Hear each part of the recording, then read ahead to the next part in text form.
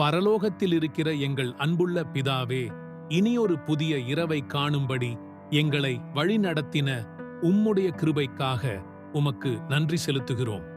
இந்த நாள் முழுவதும் எங்களோடு இருந்து எங்களை கண்மணி போல காத்தீரே, அதற்காக உமக்கு ஸ்தோத்திரம்.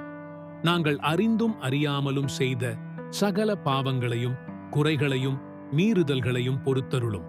உம்முடைய இரத்தம் சிந்தி எங்களை சுத்திகரித்ததற்காக நன்றி. நாங்கள் தூங்கப் போகும்போது உம்முடைய பரிசுத்த தூதர்கள் எங்கள் கூடாரத்தை சுற்றிலும் காவல் காத்தருள வேண்டும்.